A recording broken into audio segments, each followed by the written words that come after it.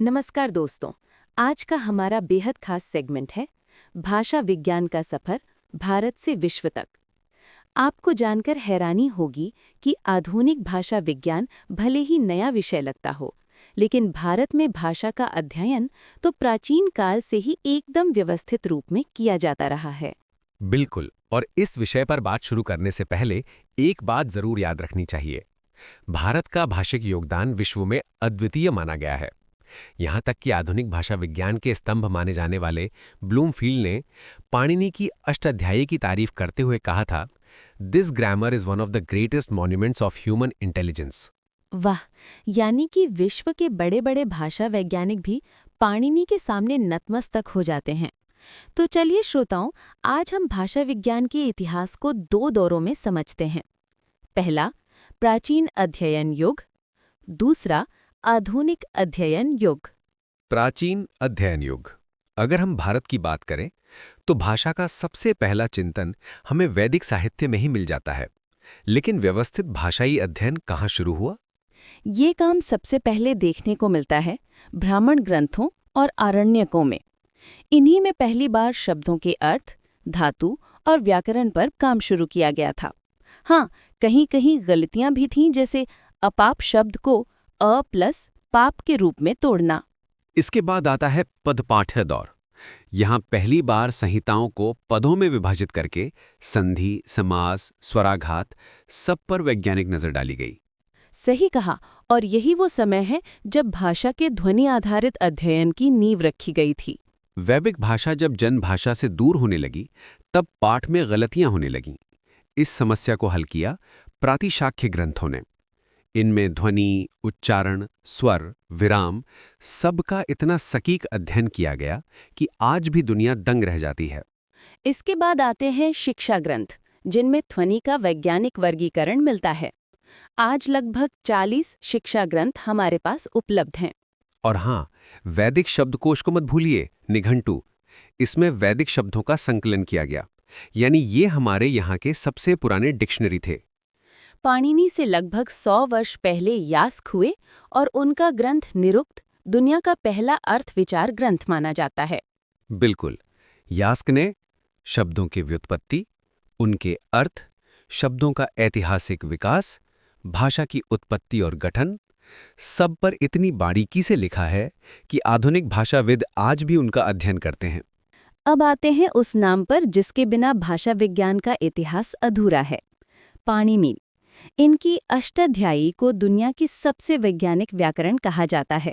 सिर्फ 10 अध्यायों के अंदर संस्कृत जैसी विशाल भाषा को नियमों में बांध देना, ये असंभव सा लगता है, लेकिन पाणिनि ने कर दिखाया।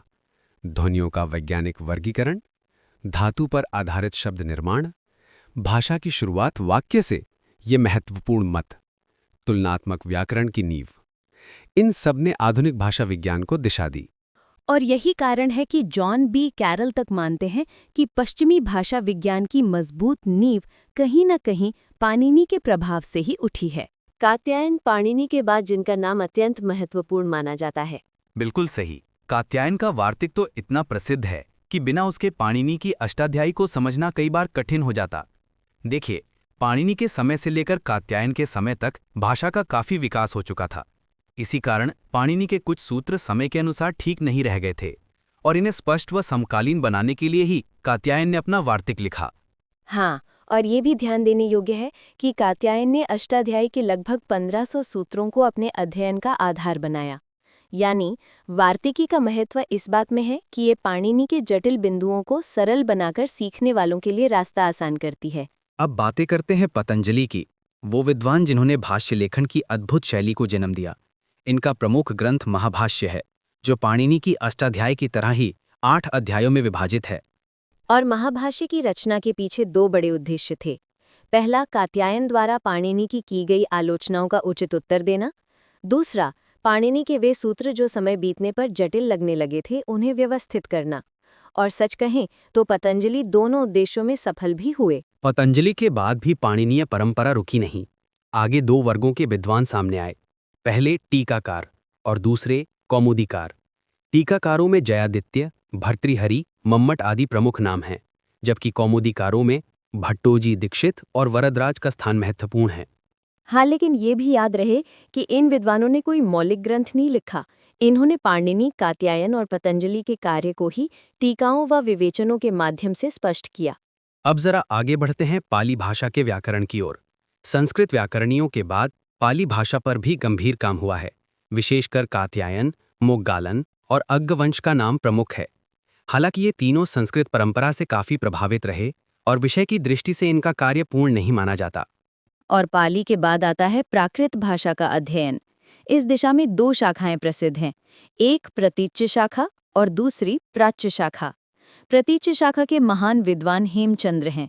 इनका प्रसिद्ध ग्रंथ है सिद्ध हेमचंद्र शब्दानुशासन, जिसमें संस्कृत के साथ साथ विभिन्न प्राकृत भाषाओं जैसे शौरसेनी, महाराष्ट्री, मागधी आदि का विस्तृत विवेचन मिलता है। वहीं प्राच्य शाखा में वररुचि का नाम सबसे ऊपर है। इनका ग्रंथ प्राकृत प्रकाश प्राकृत भाषा का सबसे पुराना और महत्वपूर्ण ग्रंथ माना जाता है।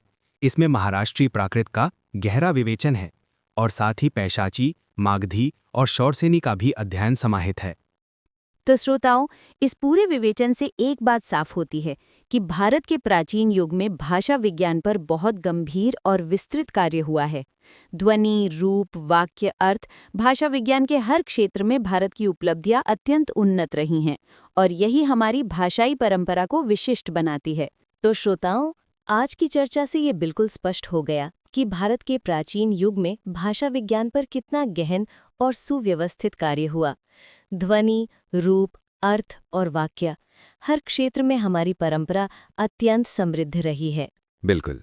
पाणिनि, कात्यायन, पतंजलि और आगे आने वाली परंपराओं ने भाषा विज्ञान को केवल मजबूत ही नहीं किया, बल्कि उसे एक वैज्ञानिक रूप भी दिया। और यही भारतीय भाषाई वैभव दुनिया भर में अद्वितीय बनाता है।